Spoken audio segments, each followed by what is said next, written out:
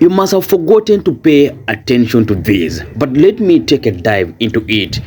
During Raila Odinga's burial, leaders like Kalonzo Musyoka and James Orengo gently reminded the nation of the unfinished journey toward electoral justice. A journey Raila himself painfully lived through.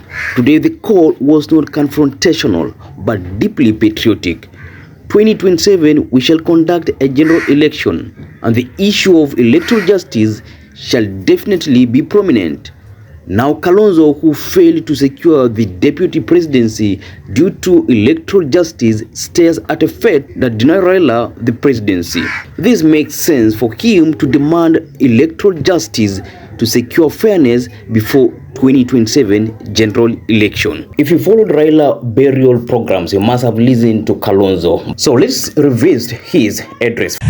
Mimi nimekuja kusema kwaheri kwa ndugu yangu, my brother Owado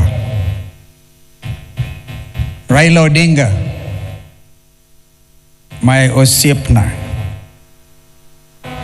Sijui kama hiyo ni lugha sahihi. My brother. All the names were given about our brother.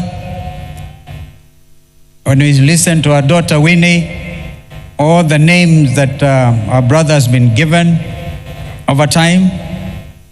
But to me, he was a brother. The pain of it all, the struggle for justice and truth, and the fight against corruption. Huyu ndugu alale. But you know, my brother, allow me to talk to Raila, my friends, for just 1 minute, and I'll hand over Professor Kindiki. Thank you for the opportunity. I want to talk to Raila, because I never get this time again. You know, we called you Joshua. We never got to Canaan. There were indeed crocodiles across the river Jordan, as we used to say. Lakini, I've seen in the printed program, you even paraphrase the late Martin Luther King. You've been to the mountaintop. You've seen the promised land. And you know you may never get there with us, but we have to get there on your behalf. I give you my pledge, those values you stood for, the tears, the pain of a stolen election, as my brother Jim Orengo has said, elaborated. That pain will not be in vain. The nation is gathered together. And I must stop there. I've done the rest of my speech on X, because I had to rush quickly back from Heathrow in order to come and be with Mama Aida and Watoto. But allow me to recognize, if perchance they don't get that opportunity, my sister, my twin sister, Mother Karua, was Raila's running mate in 2022. She's around here. If we had time, I'm sure Mother would have wanted to eulogize her. I have my other friends here. In fact, Eugene Wamalo had a poem, but I saw he brought many cows yesterday.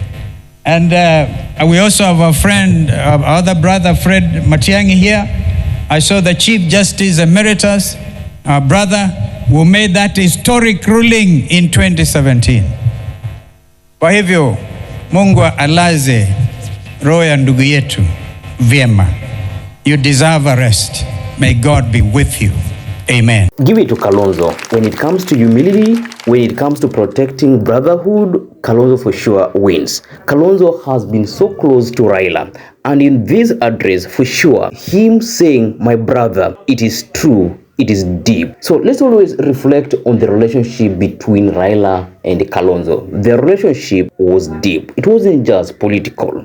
And one thing that you should always give to Kalonzo is his willingness to always compromise. Even though sometimes his heart, he has always been willing to compromise. And you've seen in his working relationship with Raila. Kalonzo knows the pain of winning an election but being denied victory. And in 2027, he is likely to be a presidential candidate for the united opposition. But here he faces the challenge of, will President Ruto give him power if he wins?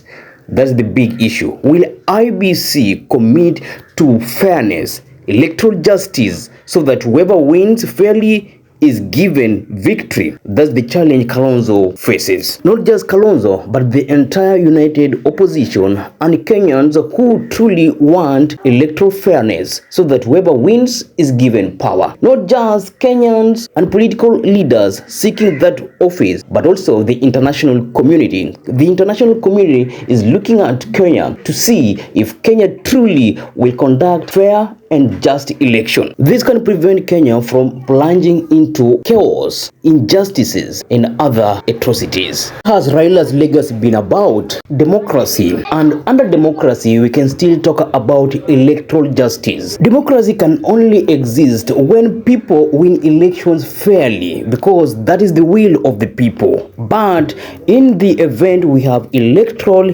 injustice, it means those who win don't get into power. So eventually the people who will be in power do not have what? The will of the people. So when we talk about electoral justice, it is something big, it is something prominent that should dominate national conversations. So moving forward, if we have to protect Raila's legacy, then it is necessary that we talk about electoral justice. President Uhuru, President Ruto, all talked about protecting democracy or protecting Raila's legacy. So that begins with us talking about electoral justice, especially at this point where we shall be staring at another general election where President Ruto will be seeking re-election. So as president, will he commit to protecting electoral justice? And as a people, are we ready to protect our democracy and ensure that our leaders are also accountable to us?